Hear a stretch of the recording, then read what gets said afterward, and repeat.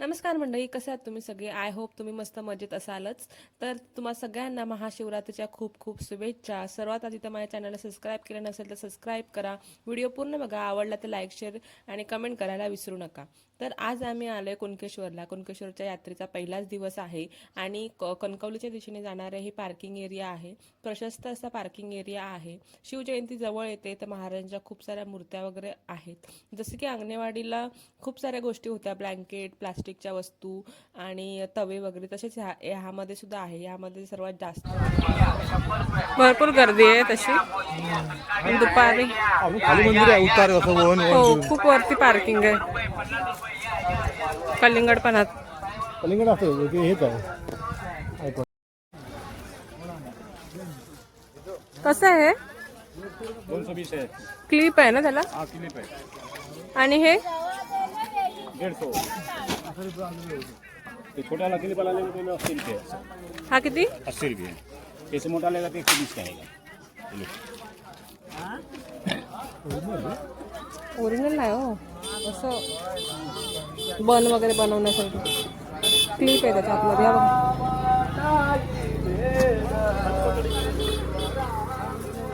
आणि हे कसे आंबाडा? 120 का है. इसमें कोई लोग 120 का है. ये मोटा वाला 150. अच्छा, ये 120 का है. जो मर्जी है.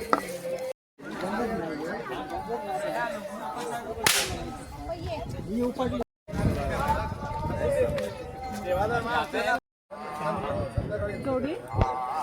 आणि हे मोठेवाले? हो मैं तो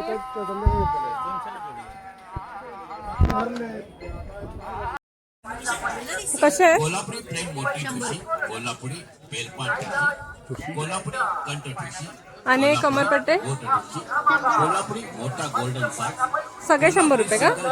मोहन माळ से, कोल्हापुरी 3 पदरी मोहन माळ, कोल्हापुरी यापैकी कोणती एक पेंटेक्स इमिटेशन ज्वेलरी 100 रुपयात. केअर नंबर, कस्टमर नंबर संपूर्ण दिलेले. दाढदुखी असो, डोकेदुखी असो, सर्दी पडसा असो. लाईन बघा केवढी आहे. त्याच्यात आमचे नंबर किती लागत. संध्याकाळी एक नंबर लागला. आता वाजलो एक.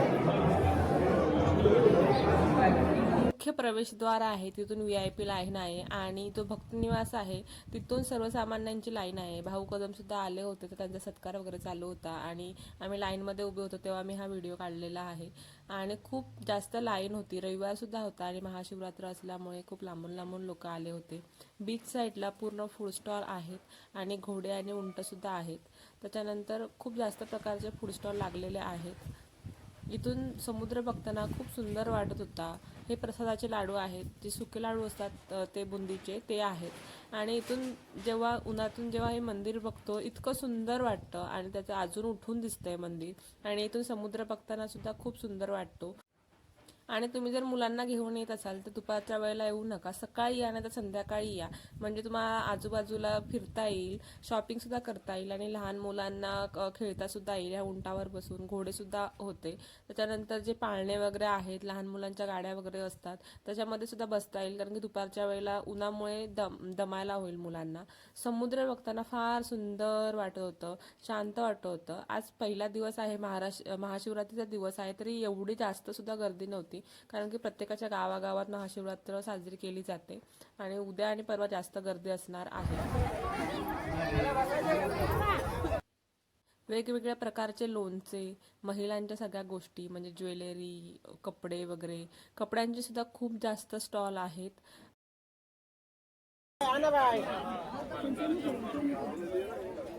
कसे ते? 200 रुपये, 200 250. आणि ते मोजरी? मोजरी 200 रुपये. हिलवाला पाहिजे 250 रुपये.